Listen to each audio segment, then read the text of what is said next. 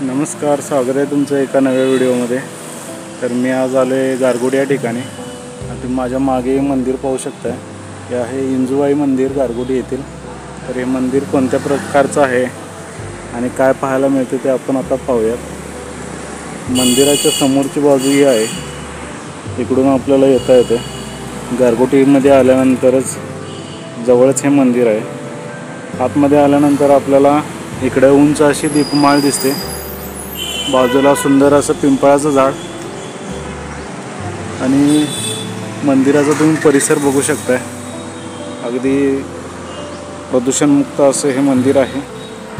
त्याचबरोबर समोर आल्यानंतर इकडे सुंदर असं तुळशी वृंदावन दिसतंय आणि समोरच्या बाजूला ही अशी इंजुबाई देवीची मूर्ती दिसते, असं शिल्प दिसते। दोन्ही बाजूला गजा आहेत आणि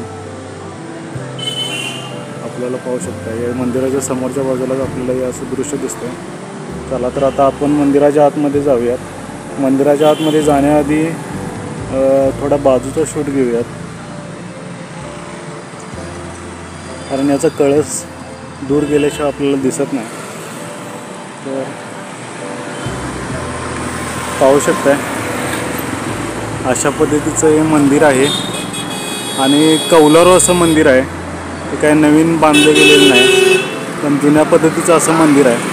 तर तुम्ही बघू शकताय सुंदर असा या मंदिराचा कळस आणि आपल्याला इकडे कौलारू मंदिर पाहायला भेटते। तर आता आपण थोड्याच वेळात जाऊया आतमध्ये। आतमध्ये जात असताना आपल्याला हा दरवाजा दिसतोय। दरवाजाच्या वरती श्री गणेशाची मूर्ती आपल्याला सर्व मंदिरांच्या इथे पाहायला भेटते आणि मी या दरवाजामधून आतमध्ये येतोय। दरवाजा पाहिला तर हा लाकडी आहे, याला कलर दिलेला आहे आणि असं हे डिझाईन केलेलं आहे इथं सळ्या मारून। आणि आत आल्यानंतर हा आहे सभा हॉल आणि तुम्ही बघू शकताय हे आहेत लाकडी खांब आहेत, यांना कलर केलेला आहे। तर हे लाकडी खांब आहेत। आता तुम्ही वर बघू शकताय कौलारू असं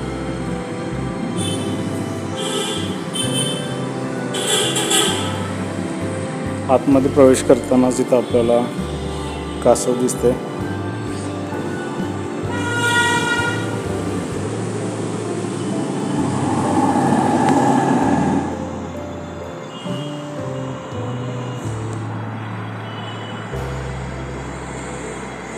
समोर आल्यानंतर आपल्याला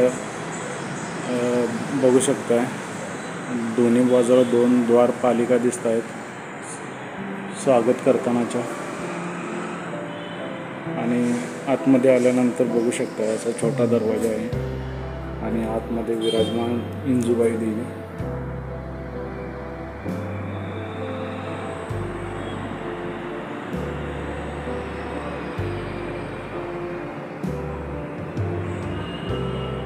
मूर्तीचं दर्शन घेतल्यानंतर आपण प्रदक्षिणा मार्ग पाहूयात।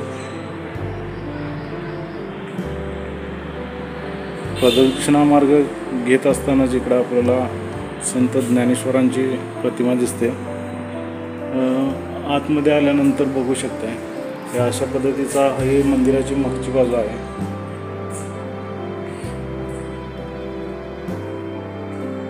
आता मी आलोय समोरच्या बाजूला आणि इकडे तुम्ही पाहू शकताय हा इतकंसंच असं हे मंदिर आहे। मुख्य मंदिर इतकंसंच आहे। मी त्या समोरच्या बाजून आत आलो।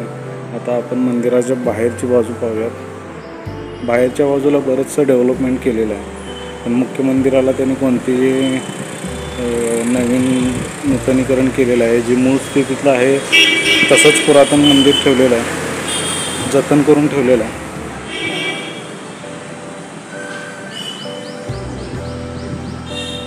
इकडं बाजूला आल्यानंतर पहा इकडं आपल्याला असं सभा हॉल दिसतोय।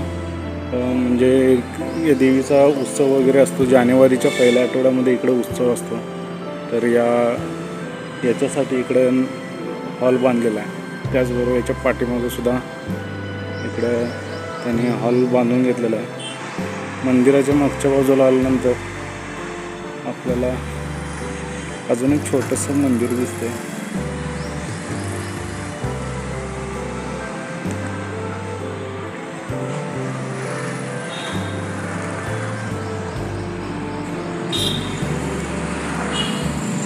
या छोट्याशा मंदिरामध्ये पाषाणरूपी एक मूर्ती आहे।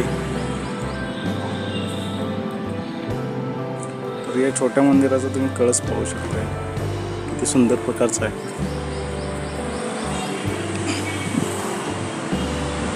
आणि या मंदिराच्या मागच्या बाजूला, बाहेरच्या मागच्या बाजूला आल्यानंतर इकडे दोन्ही बाजूला आपल्याला 2 सिंह दिसत आहेत पहा, त्या बाजूला इथे आणि वरती हा एक कळस आपण मगाशी पाहिला आहे। तर अशा पद्धतीनं मी हा व्हिडिओ शूट केलेला आहे। तर व्हिडिओ तुम्हाला कसा वाटला ते मला कमेंट करून नक्की कळवा।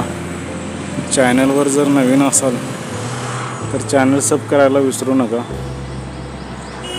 चला तर आता आपण भेटूयात पुढच्या व्हिडिओमध्ये। तोपर्यंत धन्यवाद।